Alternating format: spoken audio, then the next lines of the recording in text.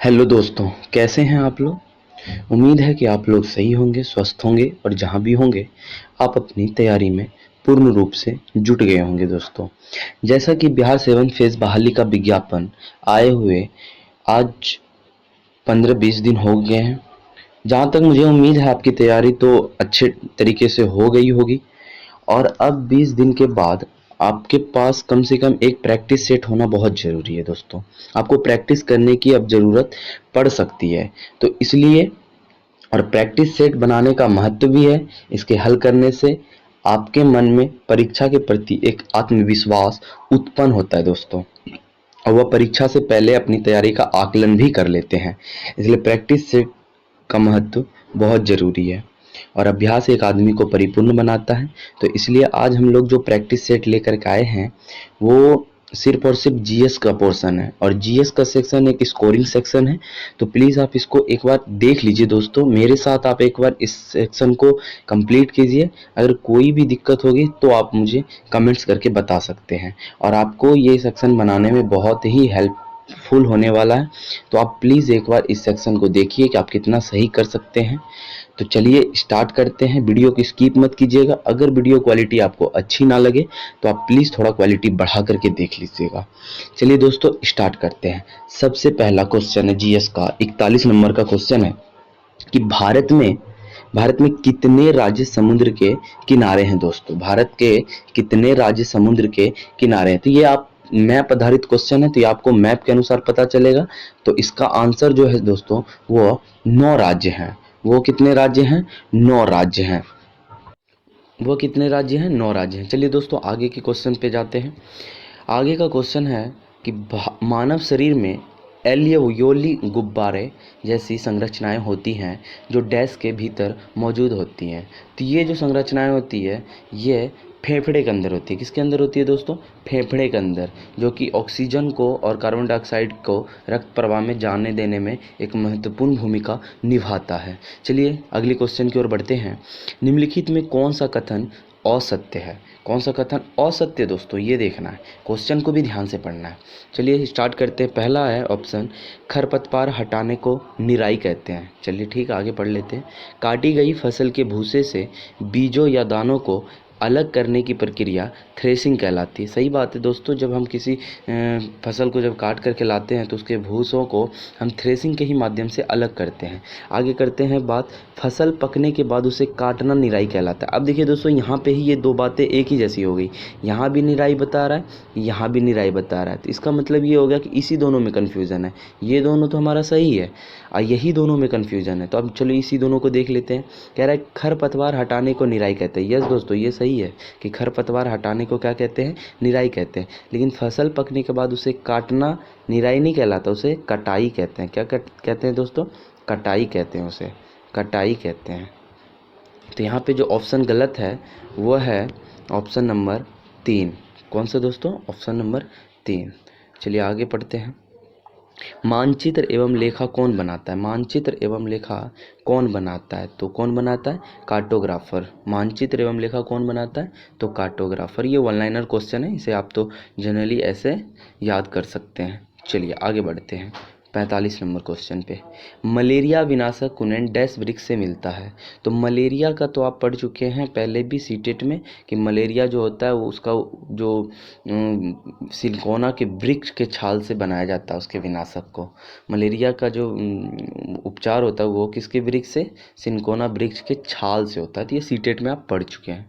चलिए आगे बढ़ते हैं। नीचे वायु से जुड़े कुछ कथन दिए गए हैं, इन्हें पढ़ें और दिए गए कूट की सहायता से सही उत्तर का चयन कीजिए। चलिए पढ़ते हैं।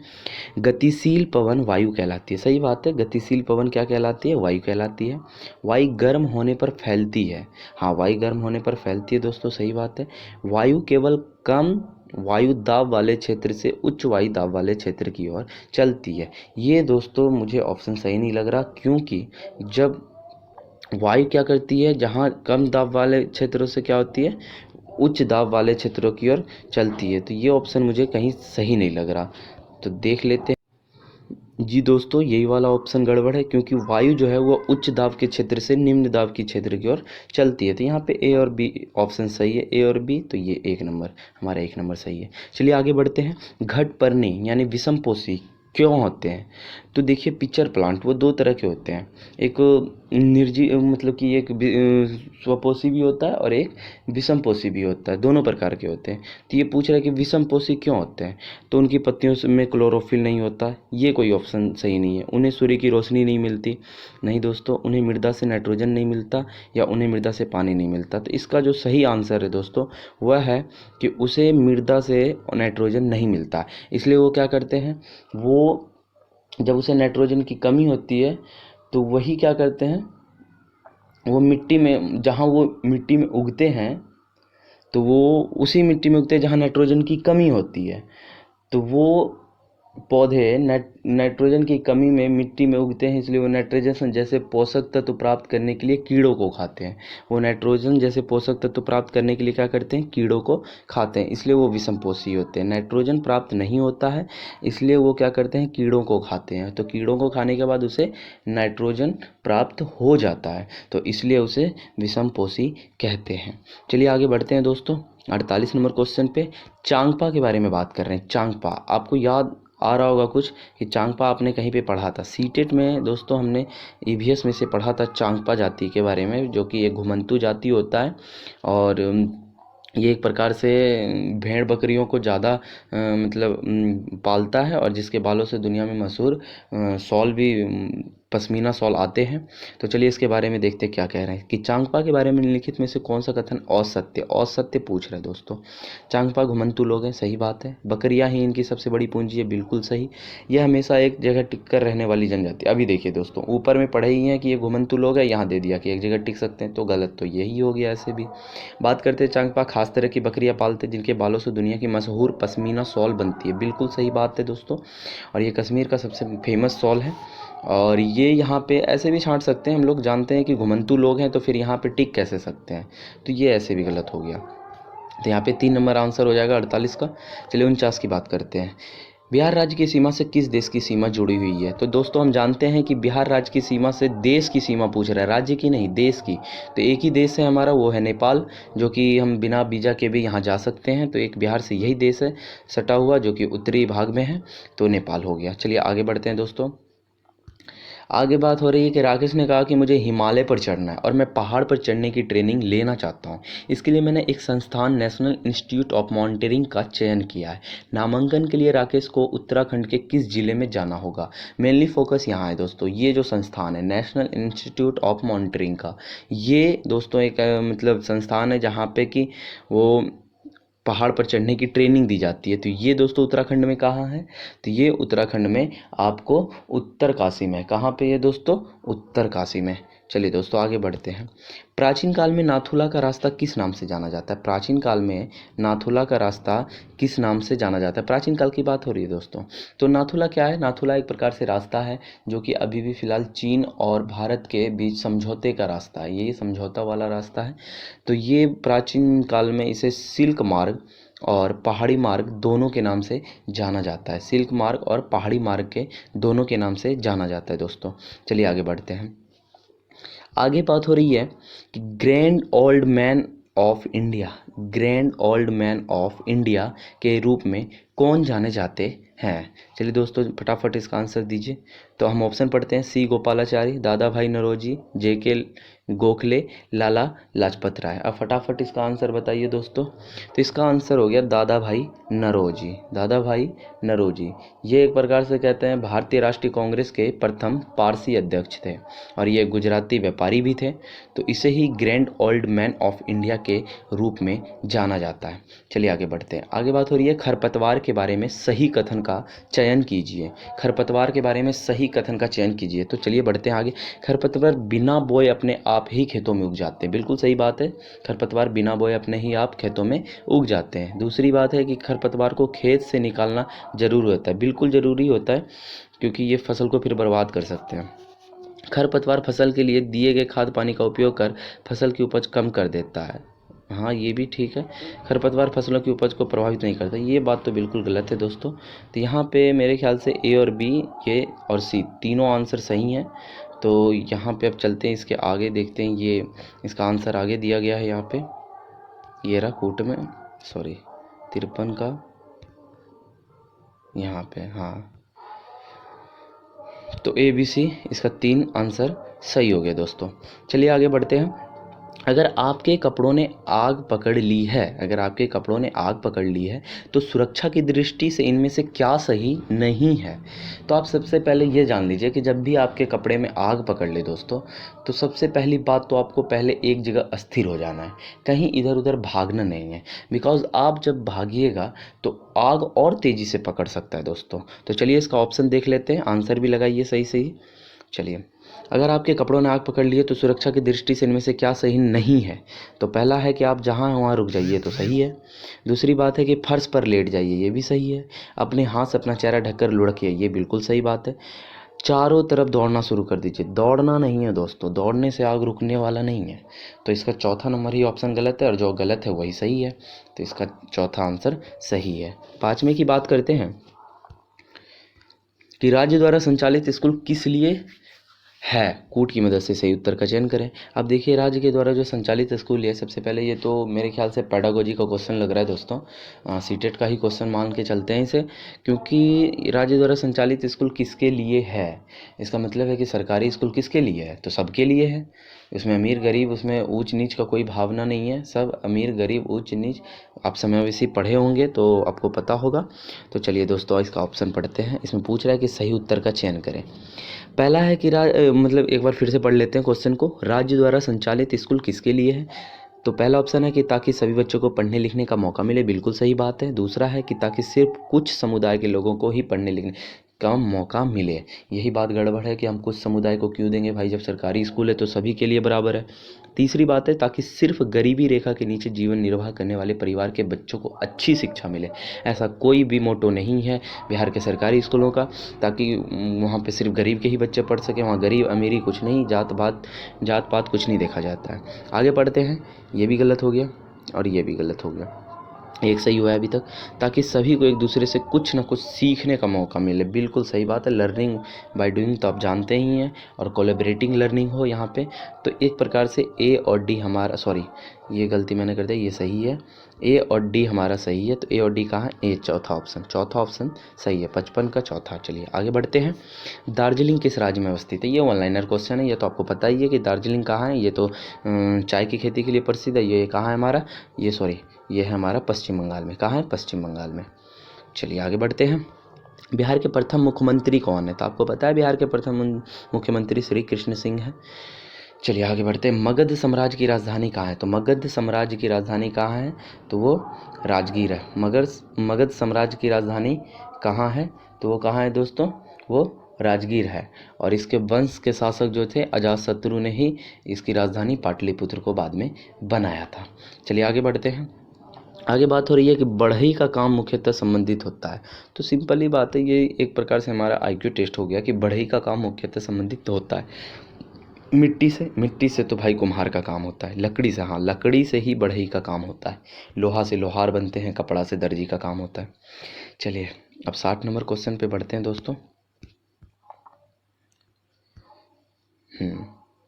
ये देखिए, 23.5 डिग्री उत्तरी अक्षांश का प्रचलित नाम है। ये मैंने आपको क्लास 6 के एससीईआरटी को भी अपने चैनल पर करवाया है, वहाँ से ही ये क्वेश्चन डायरेक्ट आ गया है। 23.5 डिग्री उत्तरी अक्षांश का प्रचलित नाम, तो उसे 23.5 डिग्री उत्तरी अक्षांश को कर्क रेखा कहते हैं, और 23.5 डिग्री दक्षिणी अक्षांश को मकर रेखा कहते हैं। तो यहाँ पे बात हो रही है उत्तरी अक्षांश की, इसलिए इसका आंसर कर्क रेखा हो जाएगा। चलिए आगे बढ़ते हैं। निम्नलिखित में से कौन पानी के साथ घोल बनाता है, यानी पानी के साथ घुल सकता है, पानी के साथ विलय हो। तो विलय कौन होगा, चॉक पाउडर, नहीं चॉक पाउडर तो नहीं होगा। तेल भी पूर्ण रूप से नहीं घुल सकता है। बालू भी नहीं घुल सकता। हाँ नमक घुल सकता है, नमक हो गया, चीनी हो गया, ये सब विलय पदार्थ हैं। आगे बढ़ते हैं। फूली हुई पूड़ी तेल में तैरती है क्योंकि तैरती है दोस्तों। तो आटा तेल से हल्का होता है, बिल्कुल नहीं। पूड़ी में हवा भरी होती है, नहीं दोस्तों। पूड़ी में वाष्प भरा होता है, हाँ पूड़ी में वाष्प भरा होता है दोस्तों। तो पूरी में वाष्प भरा रहता है, इसीलिए वो तेल में तैरती है। और जब पूरी का तेल घनत्व तेल से कम हो जाता है तो वह फूलकर तेल में तैरने लगता है। चलिए आगे बढ़ते हैं दोस्तों। कुछ प्लास्टिक ऐसे होते हैं जिन्हें एक बार सांचे में ढाल दिया जाता है। ये क्वेश्चन पढ़ रहे हैं दोस्तों 63 नंबर। कुछ प्लास्टिक ऐसे होते हैं जिनके एक बार सांचे में ढाल दिया जाता है तो उन्हें उष्मा देकर गर्म नहीं किया जा सकता। ऐसे प्लास्टिक क्या कहलाते हैं? देखिए दोस्तों, जिसे उष्मा देकर गर्म नहीं किया जाता वो एक प्रकार से थर्मोसेटिंग प्लास्टिक होता है, और जिन्हें उष्मा देकर गर्म किया जाता है वो होता है सिर्फ थर्मोप्लास्टिक। और यहाँ पे पूछ रहा है कि उष्मा देकर गर्म नहीं किया जाता है, तो आंसर इसका 1 नंबर हो जाएगा थर्मोसेटिंग प्लास्टिक। और जिसे गर्म किया जा सकता है वो हो गया थर्मोप्लास्टिक। तो इसका 1 नंबर आंसर हो गया। चलिए आगे बढ़ते हैं। एक मनुष्य दीवार पर बल लगाकर उसे विस्थापित करने में असमर्थ होता है, तब वह, अब ऑप्शन देख लीजिए, ऋणात्मक कार्य करता है, न्यूनतम धनात्मक कार्य करता है, कोई कार्य नहीं करता, या महत्तम धनात्मक कार्य करता है। इसे एक फार्मूले के द्वारा समझते हैं दोस्तों। यहाँ पे पूछ रहा है, बात हम ऑप्शन से समझ चुके हैं कि कार्य की बात हो रही है। किसकी बात हो रही है? यानी डब्ल्यू, वर्क की बात हो रही है। तो अब यहाँ पे बोल रहा है कि विस्थापित करने में असमर्थ है, यानी विस्थापित कुछ हो नहीं रहा है। डिस्प्लेसमेंट क्या है दोस्तों? 0। तो हम जानते हैं कि वर्क बराबर D/S होता है। क्या होता है? D/S। अगर हमारा D 0 है तो हमारा वर्क भी क्या हो जाएगा? 0 हो जाएगा। इसका मतलब कार्य क्या हो रहा है? कुछ भी नहीं हो रहा है। कार्य क्या हो रहा है? यहाँ पे कुछ भी कार्य नहीं हो रहा है। अब दीवार घसक भी नहीं रहा है तो कार्य भी नहीं हो रहा है। तो चलिए आगे बढ़ते हैं। चलिए आगे है दोस्तों कि टीबी से बचने के हेतु कौन सा टीका सही है? टीबी से बचने हेतु कौन सा टीका सही है? देखिए ऑप्शन दोस्तों, और फटाफट इसका आंसर बताइए। तो चलिए देखते हैं ऑप्शन। पहला है पोलियो टीका। दोस्तों पोलियो टीका तो पोलियो के लिए है, ये टीबी के लिए नहीं हो सकता। बीसीजी, बिल्कुल सही दोस्तों, बीसीजी ही होगा, क्योंकि बीसीजी से ही टीबी की रोकथाम के लिए उपयोग किया जाता है। बीसीजी का पूरा नाम है बैसिलस कॉलमेटोग्रीन। बीसीजी बैसिलस कॉलमेटो, ऐसे जैसे ग्रीन होता है।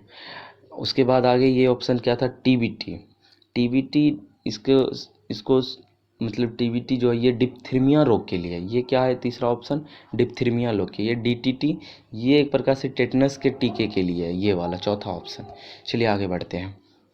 66वां नंबर क्वेश्चन देखते हैं क्या कह रहा है। निम्नलिखित वक्तव्यों पर विचार करें और कूट की सहायता से सही उत्तर का चयन करें। सही उत्तर का चयन करना है दोस्तों।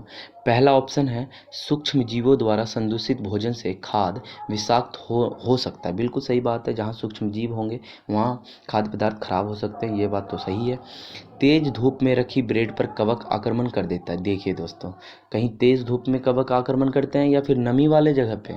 तो ये ऑप्शन गलत हो गया, नमी वाले जगह पर कवक आक्रमण करते हैं। आगे बढ़ते हैं। तेल एवं सिरके में जीवाणु रह सकते हैं, इसलिए इनका उपयोग अचार को संदूषण से बचाने के लिए किया जाता है। जहाँ जीवाणु रहेंगे वहाँ अचार बचेगा? कभी नहीं बचेगा, तो ये भी ऑप्शन गलती है। बात करें चौथा, जीवाणु की वृद्धि रोकने के लिए मांस तथा मछली को सूखे नमक से ढक देते हैं। ये भी बात सही है दोस्तों। तो पहला और लास्ट वाला सही है। तो चलिए इसका देखते हैं 66 का आंसर किधर दिया गया है, देख लेते हैं जरा। 66 का आंसर किधर चला गया? यहाँ है दोस्तों, ए और डी। तो चौथा ऑप्शन इसका सही हो गया। चलिए आगे बढ़ते हैं। आगे बात हो रही है बिश्नोई प्रजाति की। किसकी? बिश्नोई प्रजाति की। आप समझ चुके होंगे, आपने सीटेट में पहले भी पढ़ चुका है कि बिश्नोई प्रजाति कौन मतलब कहाँ की है। तो ये राजस्थान की एक प्रजाति है जो पर्यावरण से संबंधित है। ये पर्यावरण के बहुत प्यारे लोग हैं, ये पर्यावरण से बहुत प्यार करते हैं। और इस जनजाति के जो संस्थापक हैं वो जम्भोजी हैं। कौन है? जम्भोजी। आगे बढ़ते हैं दोस्तों। ओह सॉरी, ये पीडीएफ है तो अपने आप बढ़ जाता है, थोड़ा सा भी टच हो तो। ये रहा। 68वां नंबर क्वेश्चन है दोस्तों। भारत के किस राज्य में सर्वाधिक वर्षा होती है? भारत के किस राज्य में सर्वाधिक वर्षा होती है? तो हम लोग बचपन से ही पढ़ते आ रहे हैं, मासीराम मेघालय, मासीराम मेघालय। चलिए आगे बढ़ते हैं। दक्कन का पठार कहाँ स्थित है? तो दक्कन का पठार हमारे भारत में स्थित है, जिसे प्रायद्वीपीय पठार भी कहते हैं। और ये एक प्रकार से कह सकते हैं कि 8 राज्यों में फैला हुआ है। कितने राज्यों में फैला हुआ है? 8 राज्यों में फैला हुआ है। चलिए आगे बढ़ते हैं दोस्तों। कह रहे हैं कितना नंबर क्वेश्चन 70। निम्नलिखित कथनों पर विचार करें और नीचे दी गई कूट की सहायता से सही उत्तरों का चयन करें। ये कूट वाला क्वेश्चन एकदम जनरली आ ही सकता है दोस्तों। चलिए आगे पढ़ते हैं इसका ऑप्शन। जब एक ही किस्म के पौधे किसी स्थान पर बड़े पैमाने पर उगाए जाते हैं तो इसे फसल कहते हैं। बिल्कुल सही बात है, फसल उसे ही कहेंगे जो कि हम एक मतलब कि किसी स्थान पर बड़े पैमाने पर उगा रहे हैं। अब बात करें कि गेहूँ का फसल का अर्थ है कि खेत में उगाए जाने वाले सभी पौधे गेहूँ के हैं। ये बात भी जनरली सही बात है कि अगर हम गेहूं की फसल उगा रहे हैं तभी तो कहेंगे कि मतलब कि गेहूं की फसल उगा रहे हैं तब कहेंगे कि हाँ ये गेहूं, यहाँ पे सभी पौधे गेहूं के ही हैं। अगर मक्के को उगा रहे हैं तो यहाँ पे सभी पौधे मकई के ही हैं। तो ये एक प्रकार से जनरली ये भी आंसर सही है। तीसरा पढ़ते हैं। वह फसल जिन्हें वर्षा ऋतु में बोया जाता है रबी फसल कहलाते हैं। ना ना ना दोस्तों, ये गलत बात है कि जो हम वर्षा ऋतु में, अभी मान के चलिए अभी हमारा वर्षा ऋतु स्टार्ट होने वाला है, तो क्या अभी हम लोग मतलब चना उगाएंगे क्या? अभी दाल उगाएंगे क्या? अभी गेहूँ उगाएंगे? नहीं। अभी क्या उगाएंगे हम लोग? अभी धान लगाएंगे, अभी मक्का लगाएंगे। तो वो हमारा खरीफ फसल होता है। जो वर्षा ऋतु में उगाते हैं उसे खरीफ फसल कहते हैं। कौन सा फसल कहते हैं दोस्तों? खरीफ फसल। और जो शीत ऋतु में उगाते हैं उसे कहते हैं रबी फसल। क्या कहते हैं दोस्तों? उसे रबी फसल। जैसे कि चना हो गया हमारा, गेहूँ हो गया। तो ये जो उगाया जाता है ये नवंबर से मार्च तक चलता है रबी फसल। और खरीफ जो होता है अभी चलेगा ये जून से सितंबर अक्टूबर तक। तो ये प्रकार से ये दोनों ही ऑप्शन गलती हैं, ये दोनों ही ऑप्शन हमारा गलत है। तो जो गलत है यहाँ पे वो साइड कर देंगे और 1 और 2 सही है। तो 70 का 1 और 2 किस में है देख लेते हैं। 1 और 2, हाँ एक ही नंबर में है, ऑप्शन में ए में ही है, तो यही सही हो गया। आगे बढ़ते हैं। नोवाक जोकोविच किस खेल से संबंधित है? नोवाक जोकोविच किस खेल से संबंधित है दोस्तों? ये तो टेनिस से है। चलिए, घेंघा रोग में व्यक्ति के सूजन पर, अगला क्वेश्चन है कि घेंघा रोग व्यक्ति में सूजन डैश पर सूजन आ जाती है। तो घेंघा रोग जनरली जानते हैं कि हमारे थायराइड ग्रंथि में मतलब कि आयोडीन की कमी से जो सूजन आ जाता है वो घेंघा रोग कहलाता है। और वो कहाँ आता है? हमारे गर्दन में आता है। कहाँ आता है? गर्दन में। आयोडीन की कमी से ये होता है। चलिए दोस्तों, अगला क्वेश्चन क्या है? 73 नंबर देखते हैं। किस शहर में लिंगराज मंदिर स्थित है? लिंगराज मंदिर किस शहर में स्थित है दोस्तों? तो लिंगराज मंदिर एक प्रकार से भगवान शिव की मंदिर है जो कि उड़ीसा के भुवनेश्वर में है। कहाँ है? उड़ीसा के भुवनेश्वर में। और बहुत ही पुराना मंदिर है उड़ीसा का। आगे बढ़ते हैं दोस्तों, 74 नंबर क्वेश्चन देखते हैं। 74 नंबर क्वेश्चन वक्तव्य वाला है, इसे पढ़ते हैं बारीकी से। नीचे 2 वक्तव्य दिए गए हैं, एक को अभिकथन यानी एसेसन कहते हैं और दूसरे को रीज़न यानी कारण कहा गया है। नीचे दिए गए कूट की सहायता से सही उत्तर का चयन करें। पहला एसेसन जो है वो है कि ध्रुवीय भालू के शरीर पर बालों की एक मोटी परत होती है। बिल्कुल सही बात है, क्योंकि ध्रुवीय जो बालू है, ध्रुवीय, आप पहले ही जानते हैं कि ध्रुव पे बहुत ठंड रहती है। तो वहाँ भालू के शरीर पर जब तक बालों की एक मोटी परत होगी नहीं तो भालू रहेगा कैसे उस ठंड में, अपने अंदर गर्मी लाएगा कैसे? तो एसर्सन तो पढ़ लिए, सही बात है। कारण क्या है? ध्रुवीय भालू के बाल उन्हें कड़ाके की ठंड से बचाते हैं। कारण भी सही है, यानी अभिकथन भी सही और कारण भी सही, और कारण इसकी व्याख्या कर रहा है। तो चलिए पढ़ते हैं ऑप्शन। ए आर दोनों सही और आर ए की सही व्याख्या करता है। पहला ही ऑप्शन सही है, तो जो सही है वही सही है। चलिए आगे बढ़ते हैं 75 नंबर क्वेश्चन पर कि किसी ठोस पदार्थ के सीधे वाष्प में बदलने की प्रक्रिया क्या कहलाती है? अब देखिए, ठोस पदार्थ है, क्या है? सॉलिड है, और वो सीधा कहाँ क्या बन रहा है? वाष्प बन रहा है, यानी कि गैस बन रहा है। बीच में द्रव है यानी लिक्विड है, लिक्विड नहीं बन रहा है दोस्तों, लिक्विड नहीं बन रहा है, डायरेक्ट क्या बन रहा है? सॉलिड से गैस। तो ये कौन सी प्रक्रिया है दोस्तों? ये है हमारा सब्लिमेशन। कौन सा दोस्तों? सब्लिमेशन। कौन सा प्रक्रिया है? सब्लिमेशन इसे कहते हैं। यहाँ उदात्तीकरण दिया हुआ है, या से ऊर्ध्वपातन भी कह सकते हैं। चलिए आगे बढ़ते हैं, 76 नंबर की बात करते हैं। किसने यूट्यूब का प्रतिस्पर्धी वाद शुरू किया था? तो ये फेसबुक ने किया था। किसने किया था? फेसबुक ने किया था। चलिए आगे बढ़ते हैं, 77 नंबर क्वेश्चन देखिए। मैं एक ऐसे राज्य के जंगल क्षेत्र में रहता हूँ या रहती हूँ जहाँ पर खेती योग्य भूमि पर सबका अधिकार है, परंतु किसे कितनी ज़मीन खेती के लिए दी जाएगी उसके लिए लॉटरी निकाली जाती है। और मैं किस राज्य में रहती हूँ ये बताइए। तो ये एक प्रकार से हमने सीटेट में पहले भी पढ़ चुका है कि लॉटरी वाली खेती कहाँ चलती है भैया, तो हमारा मिजोरम में चलता है। कहाँ चलता है? मिजोरम में चलता है। चलिए आगे बढ़ते हैं, 78 नंबर क्वेश्चन देखते हैं। कल्पना करें कि आप चांद की सतह पर खड़े हैं। चलिए ठीक है, तो आप बताइए कि आप पूरी पृथ्वी को देख पाएंगे? तो नहीं भाई, पूरी पृथ्वी को कैसे देख पाएंगे? पृथ्वी गोल है और हम जब भी रहेंगे तो उसके ज्वारीय भाग में रहेंगे। तो ज्वारीय भाग से हम पृथ्वी को पूर्ण रूप से तो नहीं देख सकते, लेकिन आंशिक रूप से आधे भाग को जरूर देख सकते हैं। तो पूरी पृथ्वी तो नहीं दिखेगी, सही, ये गलती हो गया। यहाँ पूछ रहा है कि सतह पर खड़े हैं, तो अब बताइए, तो आप पृथ्वी को आंशिक रूप से देख पाएंगे? एकदम बिल्कुल सही बात, हम पृथ्वी को आंशिक रूप से देख पाएंगे। आप पृथ्वी को नहीं देख पाएंगे, ऐसा हो ही नहीं सकता कि हम पृथ्वी को ही ना देख पाएँ। अब कह रहा है कि आप चीन की महान दीवार को पूरी तरह से देख पाएंगे, ये कोई ऑप्शन सही नहीं है। चलिए दोस्तों, यहाँ पे 2 नंबर ही ऑप्शन सही है और जो सही है वही सही है। तो चलिए 2 नंबर ऑप्शन इसका सही है। तो 79 नंबर की बात करते हैं, डेंगू बीमारी कैसे होती है? डेंगू बीमारी कैसे होती है? मक्खी से? नहीं दोस्तों। तिलचट्टा से? नहीं। एडिस मच्छर से? बिल्कुल सही, एडिस मच्छर से ही डेंगू बीमारी होती है। एनोफ्लीज मच्छर से मलेरिया होता है। मादा एनोफ्लीज से क्या होता है? मलेरिया होता है। तो यहाँ पे ये ऑप्शन 3 नंबर सही हो गया। डेंगू बीमारी कैसे होती है? एडिस मच्छर से। आगे बढ़ते हैं दोस्तों, 80 नंबर क्वेश्चन देख लेते हैं। निम्नलिखित कथनों पर विचार करें और जो सही उत्तर है उसका चयन करें। सही उत्तर क्या है? चलिए, जो लोग बोल और सुन नहीं सकते वो अपनी बातें दूसरों को इशारे से समझाते हैं। बिल्कुल सही बात है। जो भाई सुन नहीं सकता, बोल नहीं सकता, तो वो बात को कैसे दूसरे के पास पहुंचाएगा? आखिर एक्सप्रेस कैसे करेगा? तो वो इशारों से ही वो उसको समझाएगा। दूसरा ऑप्शन, जो लोग बोलकर सुन नहीं सकते वो दूसरों की बातें हमेशा उनके होठों को देखकर पूरी तरह समझ जाते हैं। ये भी बिल्कुल सही बात है कि जो भाई सुन नहीं सकते तो वो क्या करेंगे? आगे वाले का होठ देखेगा, लिप्स देखेगा, यानी उसका लिप्स स्पीकिंग वो पढ़ लेता है उसको। चलिए ठीक है। सबकी तरह जो बच्चे बोल सुन नहीं सकते उन्हें सरकारी विद्यालय में दाखिला नहीं दिया जा सकता। तब तो हम लोग समावेशी शिक्षा बेकार पढ़ के आए हैं सीटेट में कि भाई समावेशी शिक्षा तो बार बार चिल्ला के कह रहा है कि भाई सबको एक ही स्कूल में एक ही छत के नीचे आराम से पढ़ाना है। तो यहाँ पे फिर ये बात तो कैसे? तब तो ये समावेशी शिक्षा को टक्कर दे देगा। तो ये ऑप्शन गलत है। सबकी तरह जो बच्चे बोल सुन नहीं सकते उन्हें सिर्फ खास तरह के विद्यालय में पढ़ाया जा सकता है, ये भी बिल्कुल हीन भावना वाली बात है। तो ये भी गलत है। ऑप्शन ए और 2 सही है। तो ये 2 कहाँ है? 1 नंबर पे है, तो 1 नंबर ही सही है। 1 माइक्रोमीटर होता है। 81 नंबर क्वेश्चन देखिएगा दोस्तों। 1 माइक्रोमीटर होता है, कितना होता है भाई? Micron 0.001 micron, 0.001 millimetre, 0.001 centimetre. तो माइक्रोमीटर को अगर हम कन्वर्ट करें मीटर में तो 10 पे पावर -6 होता है, और इसको भी अगर मिली में हम कन्वर्ट करें, मिली में, तो 0.001 मिलीमीटर होता है। चलिए आगे देखते हैं। 82 नंबर, स्वस्थ मनुष्य का हृदय 1 मिनट में लगभग कितनी बार धड़कता है? तो स्वस्थ मनुष्य का हृदय लगभग एक मिनट में 72 बार धड़कता है। कितनी बार धड़कता है? 72 बार। चलिए आगे बढ़ते हैं। 83 नंबर क्वेश्चन देखिएगा दोस्तों। तड़ित्र संचालक ऊंचे भवनों को बचाता है, किससे? वर्षा से बचाता है? नहीं। तापमान से बचाता है? नहीं।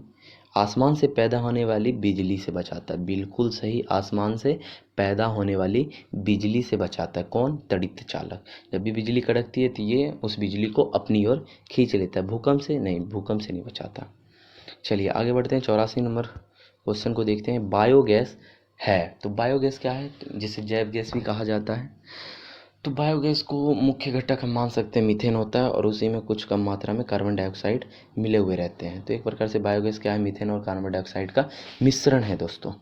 चलिए आगे बात करते हैं। भारत का लौह पुरुष, आयरन मैन, भारत का लौह पुरुष किसे कहा जाता है? तो सुभाष चंद्र बोस को? नहीं। लाला लाजपत राय को? नहीं। बिपिन चंद्र पाल को? नहीं। सरदार वल्लभ भाई पटेल को कहा जाता है भारत का लौह पुरुष। इसके बारे में और भी हम बातें जान लेते हैं। तो अभी गुजरात में विश्व की सबसे ऊंची मूर्ति सरदार वल्लभ भाई पटेल की स्टैचू ऑफ यूनिटी बनी है, जिसकी ऊंचाई 182 मीटर है। और statue of unity Sardar Vallabh भाई पटेल की बनी हुई है गुजरात में, जो विश्व की सबसे ऊंची मूर्ति है, मानी जाती है, और इसे भारत का बिस्मार्क भी कहा जाता है। तो चलिए दोस्तों, अब बात करते हैं 86 नंबर क्वेश्चन की।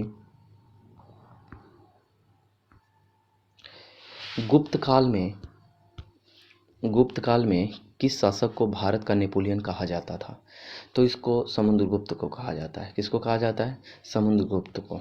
ये B.A. स्मिथ ने इसे कहा था कि समुद्रगुप्त ही भारत का नेपोलियन है, और ये एक प्रकार से वीणा वादक थे, लोकप्रिय। चलिए आगे बात करते हैं 87 नंबर क्वेश्चन की। 87 नंबर क्वेश्चन क्या कह रहा है? वक्तव्य वाला क्वेश्चन है, एसेर्शन और रीज़न वाला है। नीचे दो वक्तव्य दिए गए हैं, नीचे दो वक्तव्य दिए गए, एक को अभिकथन और दूसरे को कारण कहते हैं। नीचे दिए गए कूट की सहायता से सही उत्तर का चयन कीजिए। तो चलिए सही उत्तर का चयन करते हैं। सबसे पहले हम अभिव्यक्ति पढ़ते हैं।